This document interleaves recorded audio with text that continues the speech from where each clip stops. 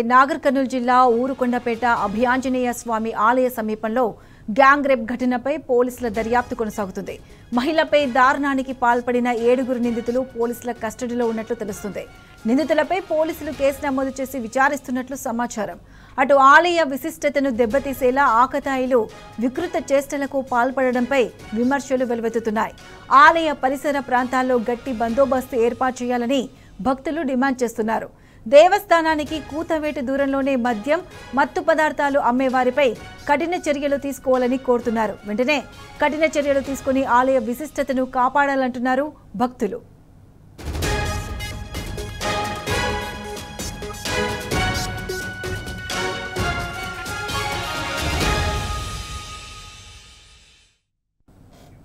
Right, Urukondapeta gang rape ఘటనకు సంబంధించి పూర్తి అప్డేట్స్ మా ప్రతినిధి శేఖరాచార్య అందిస్తారు.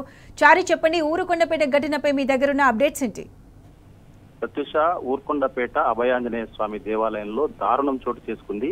పాశవికమైనటువంటి దాడి జరిగింది. ఒక వివాహిత పైన 7 మంది గ్యాంగ్ రేప్ చేసినటువంటి సంఘటన తెలంగాణ రాష్ట్ర వ్యాప్తంగా కూడా సంచలనం సృష్టించింది. దీనికి సంబంధించి పోలీసులు అయితే దర్యాప్తు ముమ్మరం చేసినటువంటి పరిస్థితి. కేసు నమోదు చేసి 7 మందిని కూడా అదుపులోకి తీసుకున్నట్లు పోలీసులు చెప్తా ఉన్నారు. కొద్దిసేపటి క్రితమే ఇక్కడికి సంఘటనా స్థలాన్ని ఐజీ సత్యనారాయణతో పాటు ఎస్పీ గైక్వాడ్ వైభవ్ రఘునాథ్ పోలీసులతో కలిసి మొత్తం సంఘటనా స్థలాన్ని పరిశీలించి కేసుకు సంబంధించిన వివరాలు కూడా ఆయన వెల్లడించినటువంటి పరిస్థితి.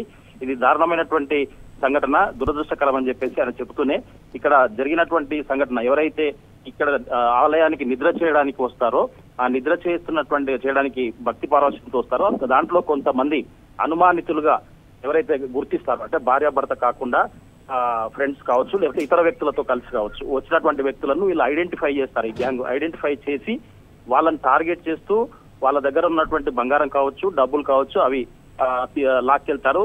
అది కంటిన్యూగా కొద్ది రోజులుగా నడుస్తా ఉంది. దీన్ని ఆసరా చేసుకుని, వాళ్ళ వీక్నెస్ ను ఆసరా చేసుకుని వాళ్ళని బ్లాక్ మెయిల్ చేసి ఈ రకమైనటువంటి గ్యాంగ్ రేప్ కు వాళ్ళు పాల్పడ్డట్టుగా ఐజీ సత్యనారాయణ చెప్పినటువంటి పరిస్థితి కనిపించింది. దానికి తోడు అంటే ఎవరైతే నిందితులు ఉన్నారో వాళ్ళను పూర్తి స్థాయిలో ఇన్వెస్టిగేషన్ చేసేందుకు మరికొంత టైం పడుతుంది.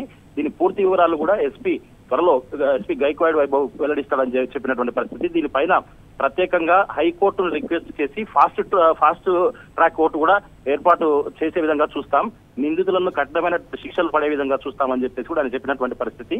మొత్తంగా చూసినట్టయితే ఒక ఆధ్యాత్మికమైనటువంటి క్షేత్రం, ఇక్కడ చాలా నమ్మకమైనటువంటి క్షేత్రం. ఎవరికైతే రుగ్మతలు చాలా ఏళ్లకెళ్ళి ఉంటాయో వాళ్ళు ప్రతి శనివారం కూడా ఇక్కడ వచ్చి నిర్వహిస్తే ఆ రుగ్మతలు తొలగిపోతాయని చెప్పేసి భక్తుల ప్రగాఢ నమ్మకం. అదే విధంగా భక్తులు వస్తూ ఉంటారు. అయితే దీన్ని ఆసరా చేసుకొని కొంతమంది అనుమానితులు, కొంతమంది అంటే వాళ్ళు వస్తూ ఉంటారు, వాళ్ళను ఆసరా చేసుకొని వీళ్ళు ఈ దురాఘాతానికి పాల్పడ్డట్టుగా పోలీసులు చెప్తున్నటువంటి పరిస్థితి కనిపిస్తా ఉంది. మొత్తంగా అయితే భక్తులు కోరుతున్నది ఏంటంటే ఇక్కడ పూర్తి స్థాయిలో దీనిపైన చర్యలు తీసుకొని వాళ్ళు కఠినంగా శిక్షించాలని చెప్పేసి కూడా డిమాండ్ చేస్తున్న పరిస్థితి కనిపిస్తా ఉంది. Pratyusha. Right Shekharacharya, thanks for the update.